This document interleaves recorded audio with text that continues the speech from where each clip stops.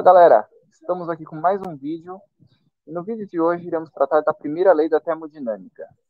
A nossa colega Júlia vai falar um pouco a respeito sobre o que é a primeira lei da termodinâmica.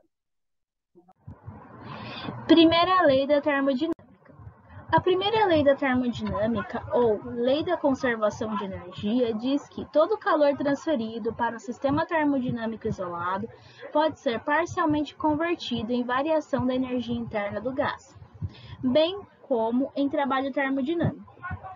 Como podemos ver, esse sistema fechado, o corpo 2 está trocando de calor com o corpo 1, fazendo com que aumente a variação da energia interna, aumente a temperatura e fazendo realizar trabalho. Vamos falar agora sobre a variação da energia interna, nosso primeiro termo da nossa equação. Bom, a variação da energia interna ela pode ser expressa da seguinte maneira, onde ΔU representa a variação, que nada mais é do que a diferença entre a energia interna final e a energia interna inicial.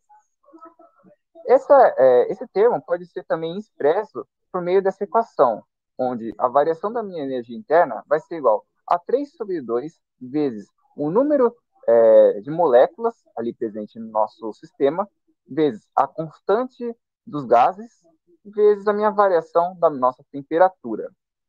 É interessante ressaltar que a variação da energia interna está profundamente ligada à temperatura. Ou seja, quando você tem uma alteração na temperatura, você vai ter uma alteração na energia interna. Aqui do lado direito, a gente pode ver, então, alguns casos, onde existe a mudança da temperatura, e o que ela vai alterar na nossa energia interna. Então, por exemplo, se minha temperatura final for menor que a minha temperatura inicial, significa que minha variação da temperatura ela vai ser negativa. Automaticamente, se a minha variação de temperatura é negativa, a variação da minha energia interna vai sofrer uma redução de energia. Caso a minha temperatura final seja maior que a minha temperatura inicial, eu vou ter uma variação de temperatura positiva. Isso vai fazer com que haja um aumento da minha energia interna. Por fim, se eu tenho uma diferença igual a zero, ou seja, a minha temperatura final ela é igual à minha temperatura inicial, eu tenho que a minha variação de energia interna é nula, ou seja, não existe variação. Dessa forma, a minha energia interna é constante. Indo agora para o terceiro tópico, a gente vai falar sobre o calor. Bom, iremos começar falando então sobre o que é o calor. O calor é caracterizado pela energia transferida de forma espontânea entre corpos que possuem diferentes temperaturas. Ou seja, para que essa energia transferida ocorra, para que tenha essa transferência de energia de forma espontânea, precisa possuir corpos com diferentes temperaturas. E como que essa diferença, essa transferência de calor espontâneo ocorre? De maneira com que o corpo com maior temperatura ceda calor ao corpo com menor temperatura. Então, vamos supor que eu tenho um copo de café quente e um copo de água gelada. Esse meu copo de café quente possui uma maior temperatura e vai acabar cedendo calor para o copo com água gelada, que vai acabar ganhando calor. Então, esse corpo com menor temperatura vai acabar possuindo uma maior temperatura, enquanto o de maior temperatura vai acabar possuindo uma menor temperatura. E por que isso ocorre? Bom, esse motivo dessa transferência de energia, espontânea, ele ocorre porque na natureza a gente tende sempre a buscar equilíbrio. Então, essa tendência de um corpo com maior temperatura perder calor e o de maior temperatura ganhar calor é justamente para que ocorra um equilíbrio térmico. Vamos supor que a gente tem um copo de chá gelado e a gente coloque um copo de chá gelado, que no caso a gente faz com um copo de chá quente, adicionando alguns cubos de gelo. Esse cubo de gelo vai acabar recebendo calor, e até que ele derreta, enquanto o chá quente vai acabar sendo resfriado, vai acabar cedendo calor para os cubos de gelo e ao final eles terão todos uma mesma temperatura, atingindo esse equilíbrio térmico.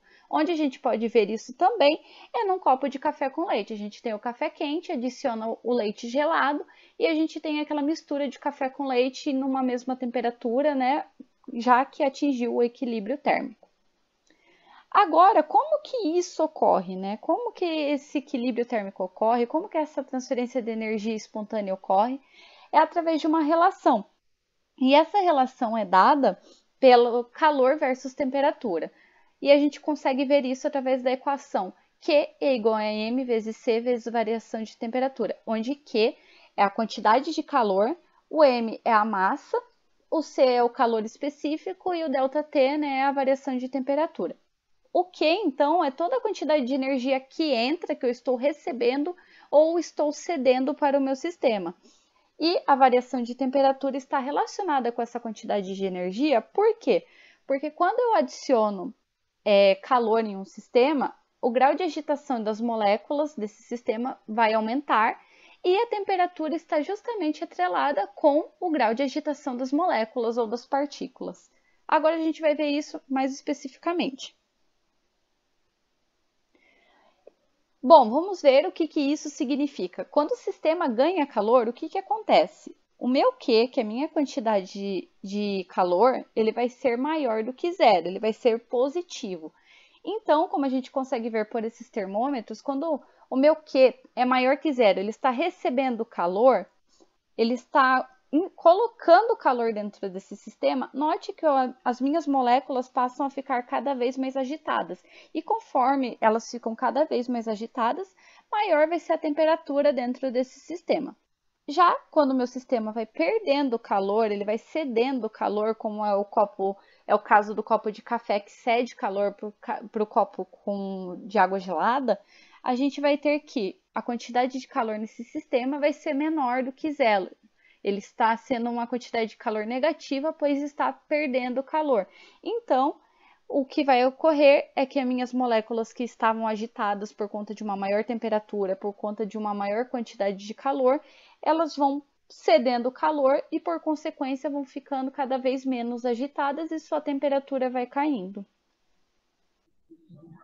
Agora vamos para o último termo da nossa expressão da primeira lei da termodinâmica, o trabalho.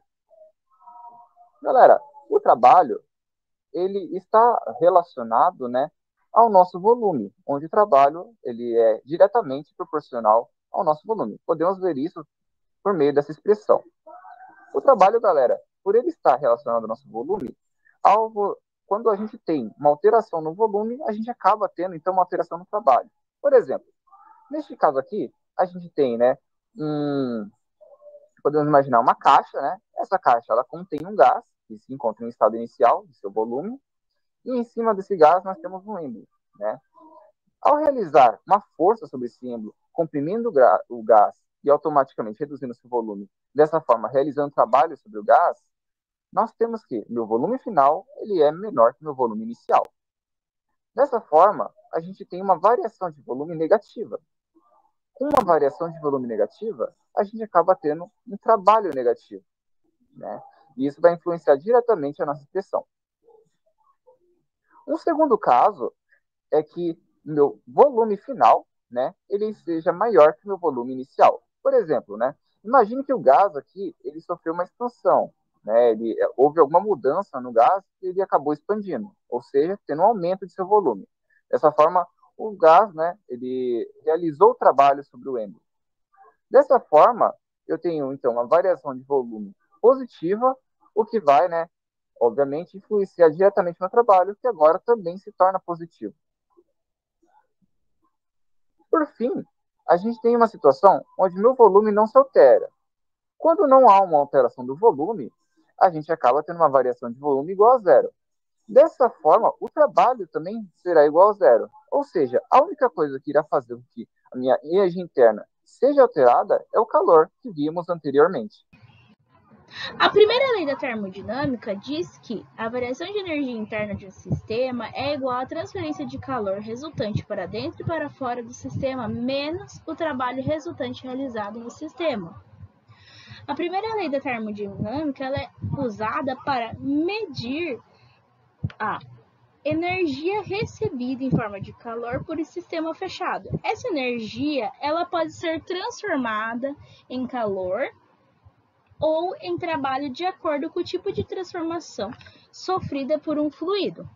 Como podemos ver no sistema, podemos ver um gás ideal confinado num recipiente contendo um embolo. Quando ele recebe calor, né, pela vela, a energia interna do gás ela tende a aumentar e a sua temperatura ela também vai aumentar. E as moléculas dentro elas estão, né, se agitando, fazendo com que exerça pressão sobre as paredes desse recipiente e sobre o embolo. E aí nós vemos que esse embolo ele está se deslocando, né, está percorrendo uma distância, fazendo com que ele realize trabalho. Então, pessoal, esse foi nosso vídeo sobre a primeira lei da termodinâmica. Espero que tenham gostado e até o próximo vídeo.